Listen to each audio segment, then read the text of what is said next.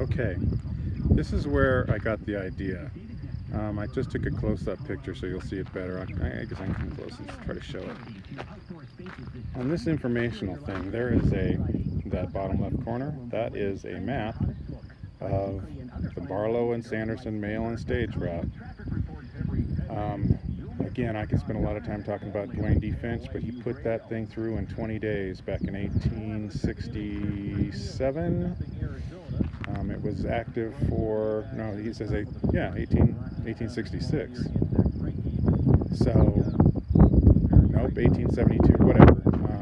But it was Dwayne D. Finch who put this thing through. When I looked at it, I realized that those stations are spaced about 7 miles apart. And that was, of course, because the horses would wear out and they needed to be changed. They needed to be taken care of. So, just looking at it, I kind of thought, it's about the same distance as when you do an organized bike ride. 7 to 15 miles is where how they space the water. The water stops apart.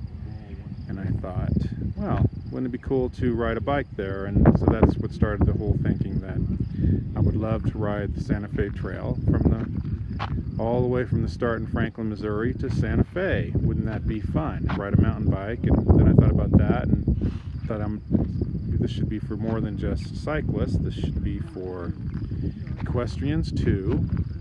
And so I think it should be done. Now, today, right now, it's after 7 o'clock. I'm listening to the Rockies game on the car radio and behind me. Going over this is what in England is called a stile.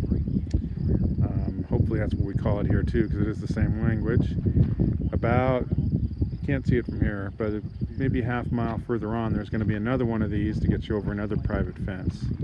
I guess that this state park, the Vogel Canyon State Park, kind of is intersected by private land or something like that. But there's a reason why we have to use these stiles to get over. And about walking down that path that's in front of us, about a mile from here is where the Vogel Canyon station was. It was a sheep ranch that Barlow and Sanderson rented. Obviously, the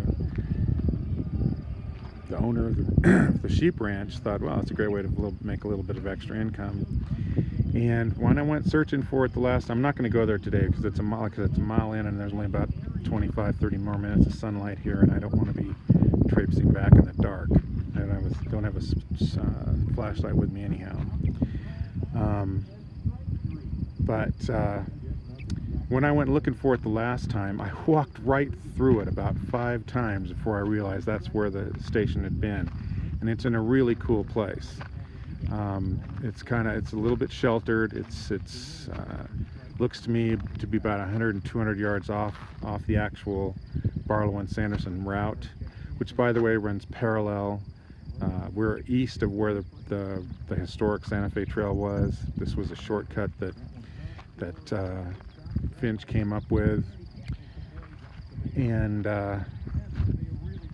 so to me, the best chance for this to get popular quick, for it to make a real impact down here, would be, because I don't think the whole trail, I don't think the Santa Fe Trail through Colorado alone is enough to become an international tourist attraction.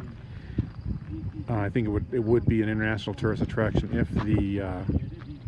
if it was the entire distance of the Santa Fe Trail.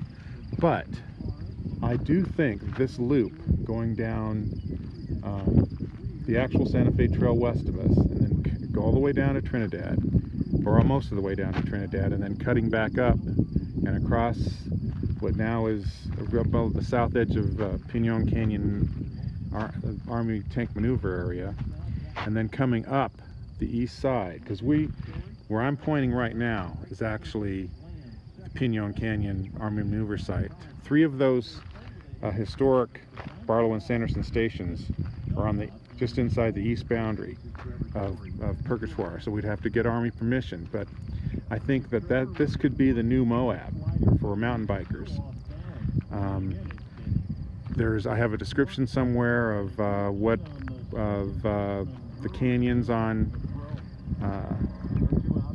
the Purgatoire Canyon on the east side of Pinon Canyon, the maneuver site, and it sounds like it's a beautiful place. So I do think this has the potential of being the new Moab, and it's definitely worth a try. Southeastern Colorado, we live in a progressive state. I want to get political and say a blue state, but anyway, it's progressive, and this is the part of the state which lags economically, and we should do something about it. This would be a great little boost.